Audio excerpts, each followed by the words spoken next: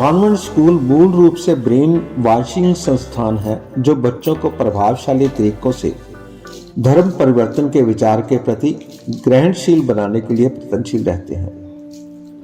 उदाहरण के लिए कई कॉन्वेंट स्कूल बच्चों को ईसाई गीत गवाते हैं। सुबह की प्रार्थना का झुकाव भी उसी ओर होता है।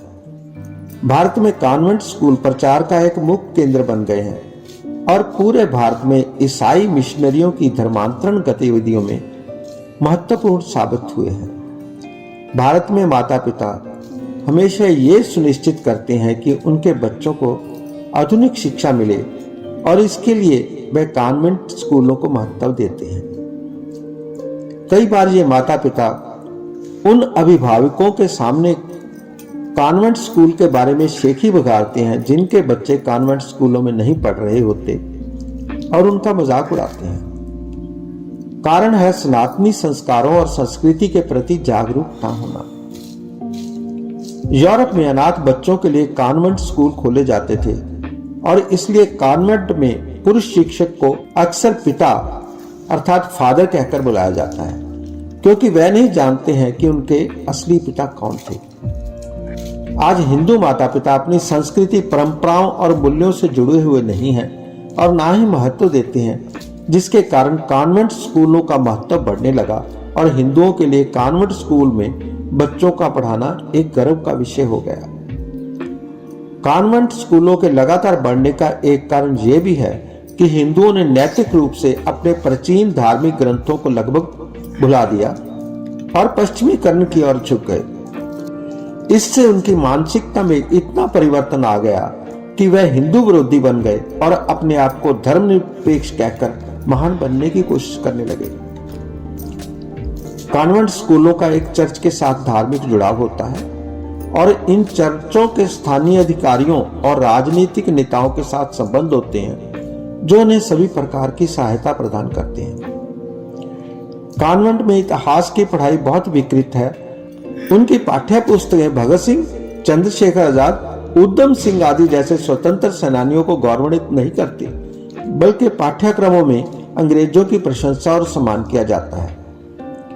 इन स्कूलों से जब बच्चे पास होकर आते हैं तो वे देखने से भारतीय लगते हैं, पर भीतर से पूरे ईसाई बन चुके होते हैं या अपने आप को धर्मनिरपेक्ष अर्थात सेकुलर कहने लग पड़ते हैं और सनातन से दूर और विरोध में चले जाते हैं। कॉन्वेंट स्कूलों में पढ़ने वाले हिंदू छात्रों को मेहंदी लगाने, फूल पहनने, दुपट्टा, बिंदी या तिलकी पहनने जैसे उनके रीति रिवाजों से भी रोका जाता है। यदि अल्पसंख्यक स्कूलों को कोई विशेषाधिकार दिया गया है और उस स्कूल में अधिकांश छात्र बहुसंख्यक समुदाय से हैं, तो ऐसे दिए गए विशेषाधिकार वापस ले लिए जाने चाहिए और वहां भारतीय संस्कृति, संस्कारों और सभ्यता के विषय में ज्ञान देना अनिवार्य होना चाहिए। हमारा संविधान धर्मनिरपेक्ष है। धर्म के आधार पर कोई भी विशेषाधिकार उचित नहीं है। ऐसे धार्मिक अत्याचारों को रोकने के लिए माता पिता, गैर सरकारी संगठनों और सरकारी अधिकारियों की एक सतर्कता टीम का गठन होना चाहिए। टीमों को कॉन्वेंट स्कूलों का दौरा करना चाहिए और छात्रों से सीधी बात करनी चाहिए तथा धार्मिक प्रथाओं के पालन के बारे में उनकी कठिनाइयों को समझना चाहिए। कॉन्वेंट स्कूलों में वास्तव में क्या पढ़ाया जाता है, इसकी जांच जरूरी है। केंद्र सरकार को उनके धन के स्रोतों की जांच भी करनी चाहिए। जब हम गुरुकुल की बात करते हैं तो हमारा मानना है कि शिक्षा सनातन संस्कृति और धर्म से प्रभावित हो, जो प्राचीन भारतीय समाज के अहम तत्व थे। प्रोफेशनल, सोशल, धार्मिक, आध्यात्मिक शिक्षा पर फोकस करते हुए इसमें समग्र शिक्षा पर जोर दिया जाना चाहिए। हमारे धार्मिक ग्रंथों का ज्ञान, हमारे शास्त्रों का ज्ञान ये भी दिया जाना चाहिए ताकि हमारी सभ्यता, हमारा सनातन, हमारा शाश्वत धर्म और वासुदेव कुटुंबकम, सर्वे भवन्तु सुखिनः जैसे सिद्धांतों का पालन किया जा सके और पालन हो। आज हमें ऋषिकेश में गुरुकुल दर्शन महाविद्यालय में जाने का मौका मिला, जहां के विद्यार्थियों से मिलकर अति प्रसन्नता हुई। आओ मैं आपको उनसे मिलवाऊं।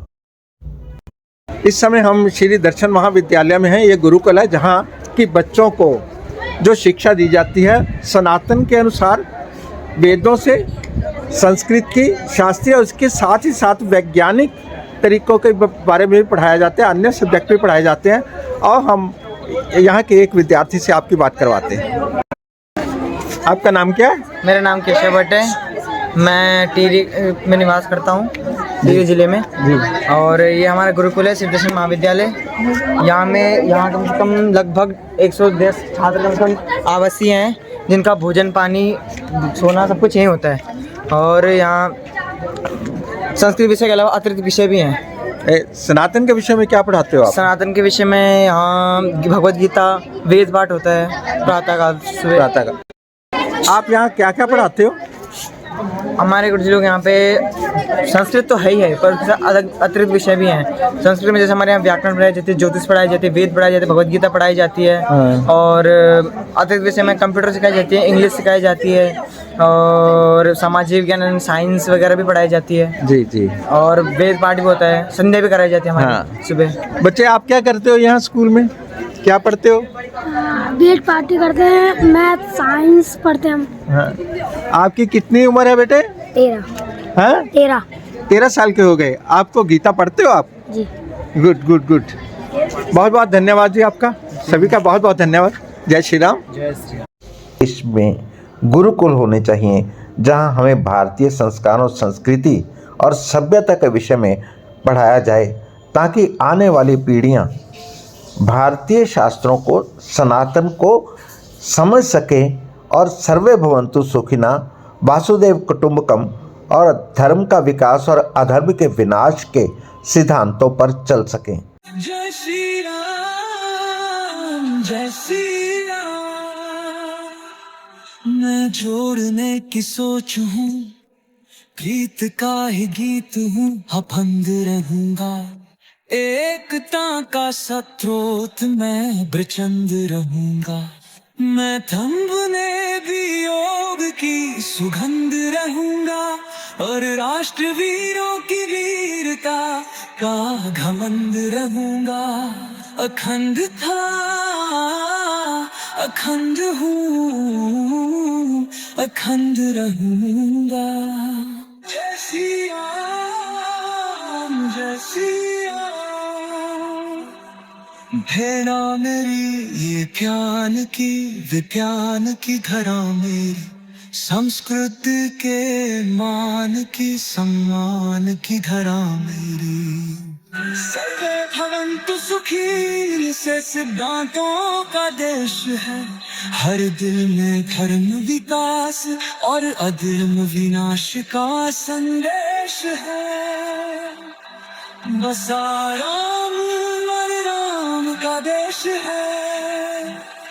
अखंड था, अखंड है, अखंडता का रंग है।